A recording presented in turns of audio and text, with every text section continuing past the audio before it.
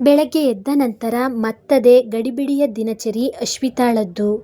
ಕಾಲೇಜಲ್ಲಿ ತನ್ನ ಸ್ನೇಹಿತರೊಂದಿಗೆ ಮೊದಲಿನಂತೆ ಬೆರೆತಳು. ಯಾರೂ ಮೊದಲ ದಿನದ ಅವಳ ವರ್ತನೆಗೆ ಕಾರಣವನ್ನ ಕೇಳಲಿಲ್ಲ. ಇನ್ನು ಕೆಲವೇ ದಿನಗಳಲ್ಲಿ ಎಕ್ಸಾಮ್ ಇರೋದ್ರಿಂದ ಎಲ್ಲರೂ ಓದೋರಲ್ಲಿ ಮಗ್ನರಾಗಿದ್ರು. ಪಾರ್ಟಿ, ಶಾಪಿಂಗ್ ಎಲ್ಲದಕ್ಕೂ ಸದ್ಯ ಒಂದು ವಿರಾಮವನ್ನಿಟ್ಟು ಎಲ್ಲರೂ ಅಭ್ಯಾಸದೆಡೆ ಗಮನ ಹರಿಸಿದ್ರು. ಅಶ್ವಿತಾಳು ಆಕಾಶ್ನನ್ನು ಹೆಚ್ಚು ಕಡಿಮೆ ಮರೆತಂತಿದ್ರೂ ದಿನಕ್ಕೊಮ್ಮೆಯಾದರೂ ನೆನಪಾಗಿ ಆವರಿಸುತ್ತಿದ್ದ. ಆಗೆಲ್ಲ ಕಣ್ಣು ಕಿರಿದಾಗಿಸಿ ಮನಸ್ಸಿನಲ್ಲೇ ಅವನನ್ನು ಬೈಯುತ್ತಾ ಸೇಡು ತೀರಿಸಿಕೊಳ್ಳುವ ಸಮಯಕ್ಕಾಗಿ ಕಾಯುತ್ತಿದ್ದಳು. ಪಪ್ಪ, ನಾನು ಏನೋ ಕೇಳ್ತೀನಿ, ನೋ ಅನ್ನೋ ಆಗಿಲ್ಲ ಎಂದು ಮುದ್ದುಗರೆಯುತ್ತಾ ಮಂಜುನಾಥರ ಬಳಿ ಏನನ್ನೋ ಕೇಳುವುದಕ್ಕೆ ಪೀಠಿಕೆ ಹಾಕ್ತಿದ್ಲು ಅಶ್ವಿತಾ. ಕೇಳಿ ಕೇಳಿ ಏನೋ ಮುಖ್ಯವಾದದ್ದೇ ಇರಬೇಕು, ಯಾವಾಗಲಾದರೂ ಬೇಡದೇ ಇರೋದನ್ನು ಕೇಳಿದ್ದಾಳಾ? ನೀವು ಅಷ್ಟೇ ಹಿಂದೆ ಮುಂದೆ ನೋಡದೆ ಅವಳು ಕೇಳಿದ್ದಕ್ಕೆಲ್ಲ ತಲೆ ಅಲ್ಲಾಡಿಸಿ ಎಂದು ಹೇಳುತ್ತಾ ಅಡಿಗೆ ಮನೆಯಿಂದ ಕೈವರೆಸಿಕೊಳ್ಳುತ್ತಾ ಹೊರ ಬಂದರು ಅನುರಾಧ. ಅಯ್ಯೋ ಮಮ್ಮ, ಯಾಕೆ ಯಾವಾಗಲೂ ಪುರಾಣ ಹೊಡಿತೀಯಾ? ನಾನೇನು ಆಕಾಶವೇ ಬಿದ್ದೋಗೋ ಮಾತಾಡಲ್ಲ, ಡೋಂಟ್ ವರಿ. ಈ ಥರ ಎಲ್ಲದಕ್ಕೂ ಕೂಗ್ತಾ ಇದ್ರೆ ನಿನ್ನ ಸೊಸೆ ಬಂದ ಮೇಲೆ ಕೂಗೋಕ್ಕೆ ಧ್ವನಿಯೇ ಇರಲ್ಲ ನೋಡು ಎಂದು ಅಲ್ಲೇ ಇದ್ದ ಆಶೀಶ್ನನ್ನ ನೋಡಿ ನಗುತ್ತಾ ಕಣ್ಣು ಮಿಟುಕಿಸಿದಳು. ನಿನ್ನ ಥರ ಇರೋ ಸೊಸೆ ನನ್ನ ಮಗನಿಗೆ ಬೇಡಪ್ಪ. ನಿನ್ನಂಥ ಹಠಮಾರಿ ಸೊಸೆ ಸಿಕ್ಕರೆ ನಂದು ನನ್ನ ಮಗನ ಬಾಳ್ ಗೋಳಾಗುತ್ತೆ ಎಂದ ಅನುರಾಧರ ಮಾತಿಗೆ ಓ ನೋಡೋಣ ನೋಡೋಣ ಇನ್ನೆಂಥ ಸೊಸೆ ಸಿಗ್ತಾಳೆ ಅಂತ. ಹೌದೇನೋ ಆಶೀಶ್, ನಿನ್ನ ಮದುವೆ ಆಗೋ ಹುಡುಗಿ ನಂತರ ಇರಬಾರ್ದಾ ಎಂದು ಕೇಳಿದಳು. ಅಯ್ಯೋ ಅಮ್ಮ ತಾಯಿ, ನಿಮ್ಮ ಜಗಳದಲ್ಲಿ ನನ್ಯಾಕೆ ಕೇಳಿತೀರಾ ಎಂದ ಆಶೀಶ್. ಇಷ್ಟೆಲ್ಲ ಮಾತುಕತೆಯ ಮಧ್ಯದಲ್ಲೂ ಒಂದೇ ಒಂದು ಮಾತನಾಡದೆ ನಗುತ್ತಾ ಕುಳಿತಿದ್ದ ಮಂಜುನಾಥ್, ಎಲ್ಲರೂ ಸುಮ್ಮನಿರ್ತೀರಾ? ಹೇಳಮ್ಮ ಬಂಗಾರ, ಏನು ಬೇಕು ನಿನಗೆ ಎಂದು ಕೇಳಿದರು.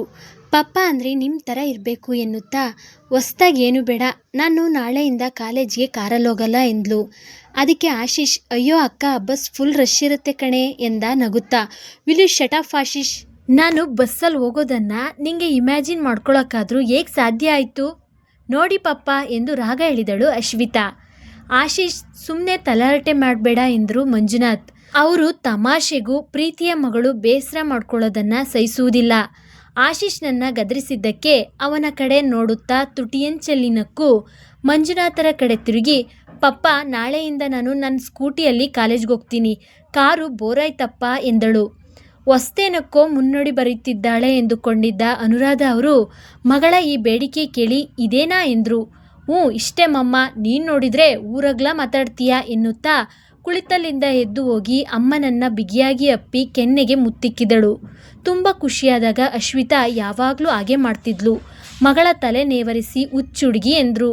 ಆಗ ಮಂಜುನಾಥ್, ನಾಳೆ ಬೇಡ ಬಂಗಾರ, ಅದನ್ನು ಯೂಸ್ ಮಾಡದೆ ತುಂಬ ದಿನ ಆಗೋಗಿದೆ, ಅದ್ರ ಕಂಡೀಷನ್ ಹೇಗಿದೆಯೋ ಏನೋ, ನಾಳೆ ರಾಜಣ್ಣನ ಹತ್ರ ಸರ್ವಿಸ್ ಮಾಡಿಸ್ಕೊಂಡು ಬರೋದಕ್ಕೆ ಹೇಳ್ತೀನಿ, ನಾಡಿದ್ದಿಂದ ತೆಗೆದುಕೊಂಡು ಹೋಗು, ಬಟ್ ಬಿ ಕೇರ್ಫುಲ್ ಬಂಗಾರ, ಮಳೆಗಾಲ ಬೇರೆ ಎಂದರು. ಸರಿ ಪಪ್ಪ ಎಂದು ಮಂಜುನಾಥರನ್ನ ಬಿಗಿದಪ್ಪಿದಳು. ಇವತ್ತು ಅಕ್ಕ ತುಂಬ ಖುಷಿಯಿಂದ ಇದ್ದಾಳೆ ಅನಿಸಿತು ಆಶೀಶ್ಗೆ.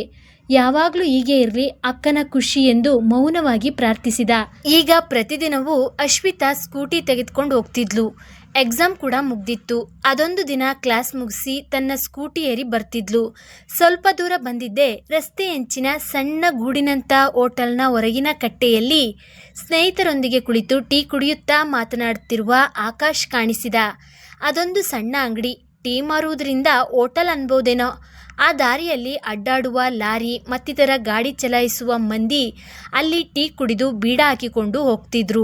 ಅವರನ್ನು ಬಿಟ್ಟರೆ ಆಗಾಗ ಕಾಲೇಜಿನ ಹುಡುಗರು ಟೀಗಾಗಿ ಬರ್ತಿದ್ರು. ಇನ್ನು ಕೆಲವರು ಸಿಗರೆಟ್ಗಾಗಿ ಅಲ್ಲಿ ನಿಲ್ಲುತ್ತಿದ್ರು. ಆದರೂ ನಗು ನಗುತ್ತಾ ಮಾತನಾಡಿಸಿ ಅವರಿಗೆ ಬೇಕಾಗಿದ್ದನ್ನು ನೀಡಿ ಕಳಿಸುತ್ತಿದ್ದ ಆ ಅಂಗಡಿಯ ಮಾಲೀಕ ಗಂಗಣ್ಣ. ಅಲ್ಲಿ ಆಕಾಶ್ನನ್ನ ನೋಡಿದ ಕೂಡಲೇ ಅಶ್ವಿತಾಳ ಕೋಪ ಮತ್ತೆ ಹೆಚ್ಚಾಯಿತು. ಅಂದು ಅವನಾಡಿದ ಮಾತು, ಆಗ ಅಲ್ಲಿದ್ದವರು ಇವಳನ್ನು ನೋಡಿ ನಕ್ಕಿದ್ದು ಎಲ್ಲವೂ ನೆನಪಾಗಿ ಮತ್ತಷ್ಟು ಕೋಪದಿಂದ ಕೆಂಪಾದಳು. ಹೇಗಾದರೂ ಇವನಿಗೆ ಬುದ್ಧಿ ಕಲಿಸ್ಬೇಕಲ್ಲ ಎಂದು ಯೋಚಿಸುತ್ತಾ ಗಂಗಣ್ಣನ ಅಂಗಡಿಗಿಂತ ಸ್ವಲ್ಪ ಹಿಂದೆ ತನ್ನ ಸ್ಕೂಟಿಯನ್ನು ನಿಲ್ಲಿಸಿ, ಏ ಮಿಸ್ಟರ್ ಆರ್ಟ್ಸ್ ಎಂದು ಜೋರಾಗಿ ಕರೆದಳು. ಇದು ಖಂಡಿತ ನನ್ನನ್ನೇ ಕರೆದದ್ದು ಎಂದು ತಿಳಿದ ಆಕಾಶ್ ಅತ್ತ ತಿರುಗಿ ವಾಟ್ ಮಿಸ್ ಸೈನ್ಸ್ ಎಂದ.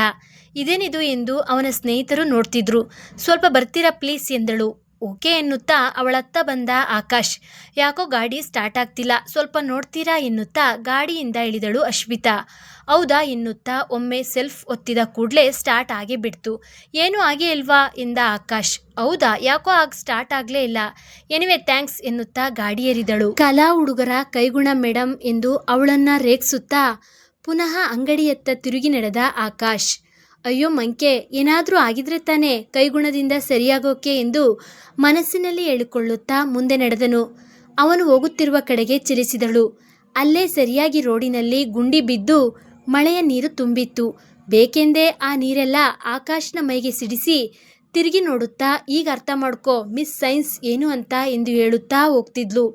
ಹಿಂದೆ ತಿರುಗಿ ನೋಡುತ್ತಿದ್ದರಿಂದ ಮುಂದೆ ನೋಡದೆ ಮತ್ತೊಂದು ಗುಂಡಿಯೆಡೆ ಗಾಡಿ ಚಲಿಸಿ ಹೇಗೋ ಬ್ಯಾಲೆನ್ಸ್ ಮಾಡಲಾಗದೆ ಸೊಯ್ಯನೆ ಹೋಗಿ ಬಿದ್ದಳು. ಗಾಡಿ ಒಂದು ಕಡೆ, ಅಶ್ವಿತಾ ಒಂದು ಕಡೆ. ಗಾಡಿಯ ವೀಲ್ ತಿರುಗುತ್ತಲೇ ಇತ್ತು.